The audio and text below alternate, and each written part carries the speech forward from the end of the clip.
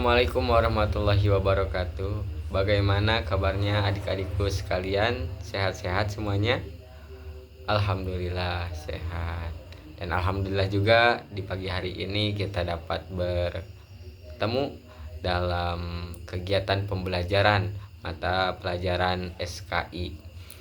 Nah, sebelum Bapak memulai pembelajaran, Bapak ingin ngasih dulu pantun buat adik-adik sekalian supaya lebih semangat dan lebih ceria dalam memulai ataupun menjalankan proses pembelajaran kali ini. Kalau Bapak bilang pantun, kalian bilang cakep ya. Baik, bungkus kasur dengan karung goni, cakep. Simpan rapat-rapat di dalam lemari. Panjatkan syukur di pagi hari ini, banyak nikmat yang telah diberi. Alhamdulillah. Mudah-mudahan bentuk nikmat kali ini dalam proses pembelajaran menjadi salah satu bentuk syukur kita terhadap Allah Subhanahu wa taala. Karena barang siapa yang belajar di hari ini ataupun di masa ini merupakan salah satu bentuk kita mempersiapkan kesuksesan di masa yang akan datang. Nah, sebelum kita mengawali pembelajaran hari ini, Bapak meminta kepada KM-nya untuk memimpin berdoa terlebih dahulu. Silakan dengan membaca Bismillahirrahmanirrahim.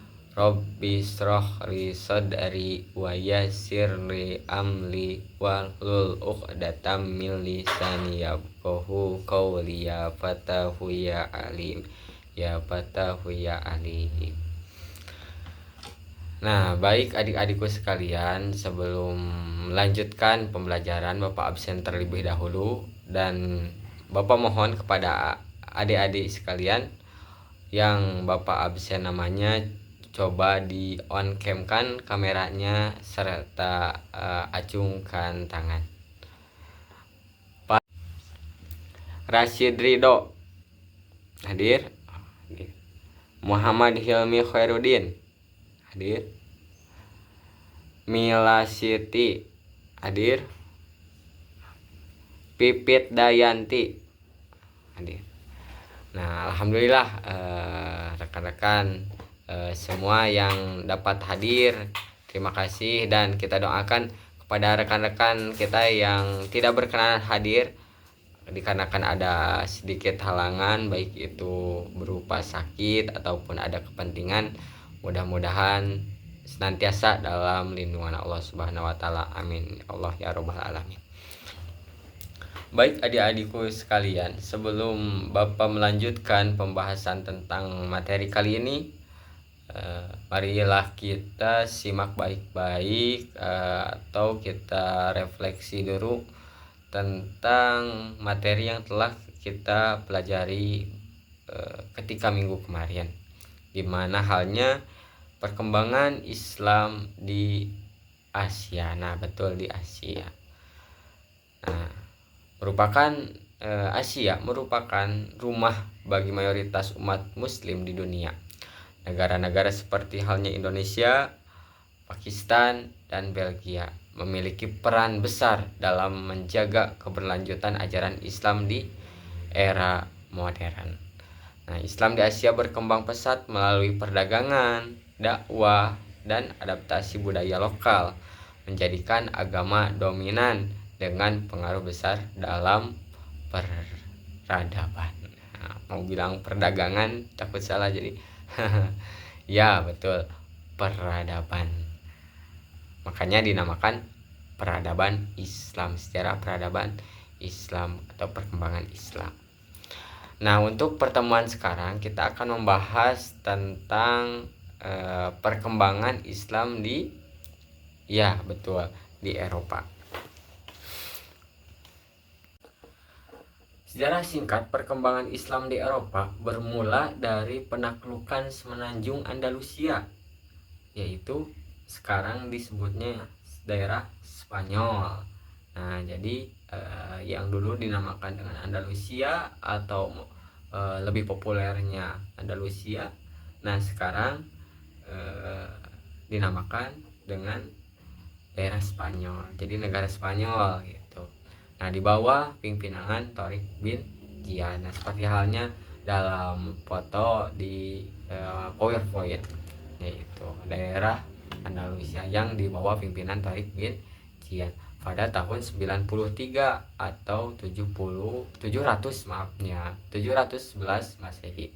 Penaklukan ini terjadi pada masa pemerintahan Khalifah Walid bin Walid Walid bin ya betul Walid bin Malik pada masa dinasti Umayyah.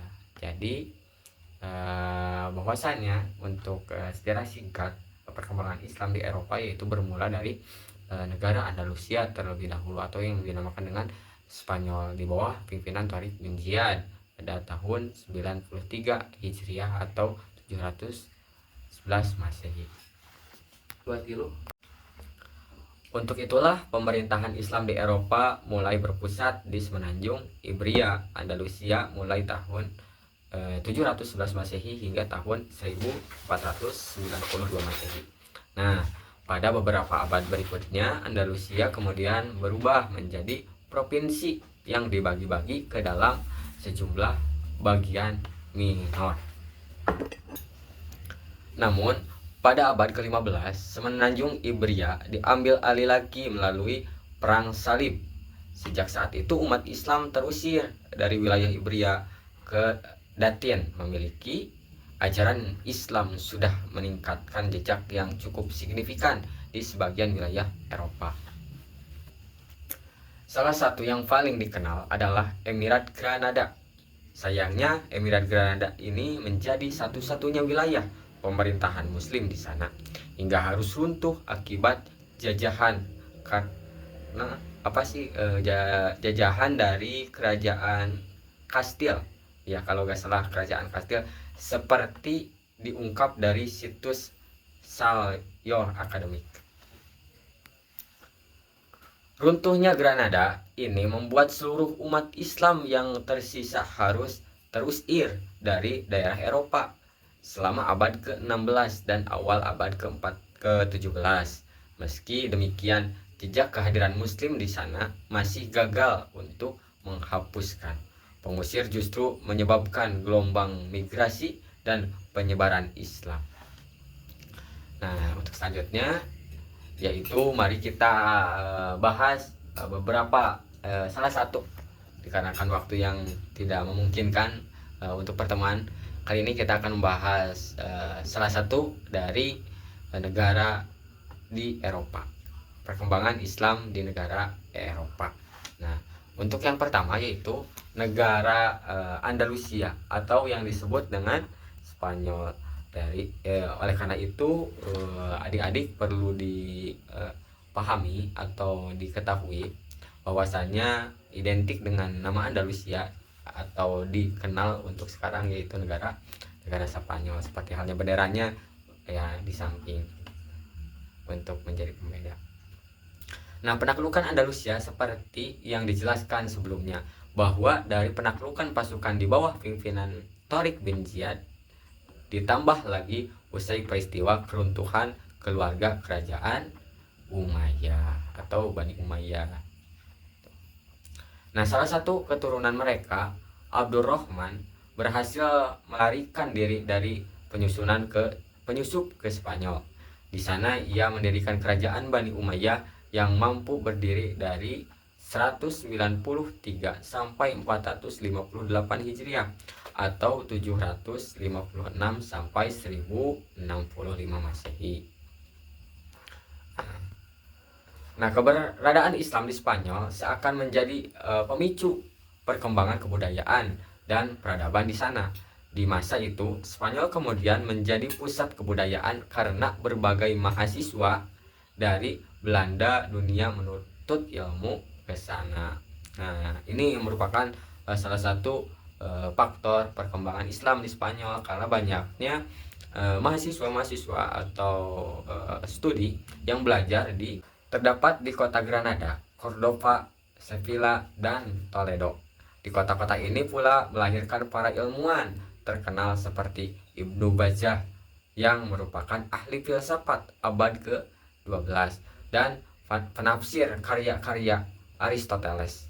Kemudian Ibnu Rushd, seorang ahli bintang sekaligus dokter dan ahli filsafat. Pinter, anak-anak bapak sangat pinter sekali. Nah, untuk selanjutnya, setelah kekuasaan Bani Umayyah di Spanyol berakhir, kekuasaan Islam kemudian diganti oleh dinasti-dinasti kecil seperti Murabitin al-Muhaddes dan kerajaan Bani Amar di tahun 1975. Kelompok pemuda-pemuda muslim di Spanyol atau di Andalusia kemudian membentuk komunitas masyarakat muslim di Cordova. Nah itu mungkin salah satu negara yang menjadi peran perkembangan Islam di Eropa. Nah, dikarenakan waktu sekarang tidak cukup, maka kita akan bahas lagi sebagian negara yang belum terbahas. Nah, salah satunya ada negara Rusia. Nah, untuk gambaran untuk minggu selanjutnya yaitu negara Rusia. Nah, oleh karena itu adik-adikku sekalian, untuk pertemuan minggu depan, langkah baiknya adik-adik untuk membaca dulu, baik itu mau dari buku silakan, mau dari internet silakan, tentang bagaimana sih perkembangan Islam di Rusia sebelum kita beranjak bertemu di minggu selanjutnya.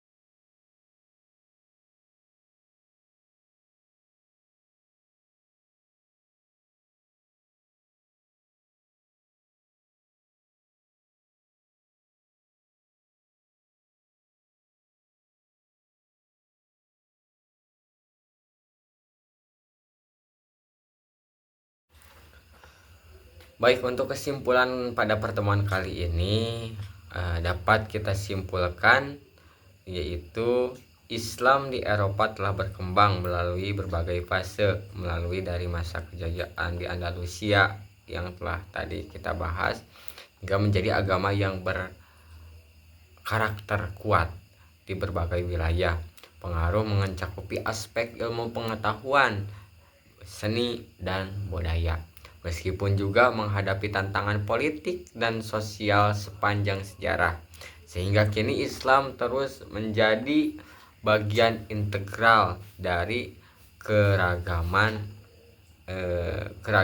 Eropa modern. Jadi meskipun banyak berbagai aspek ataupun berbagai agama, kepercayaan, tetapi tetap agama Islam merupakan salah satu bagian integral dari keagamaan Eropa modern.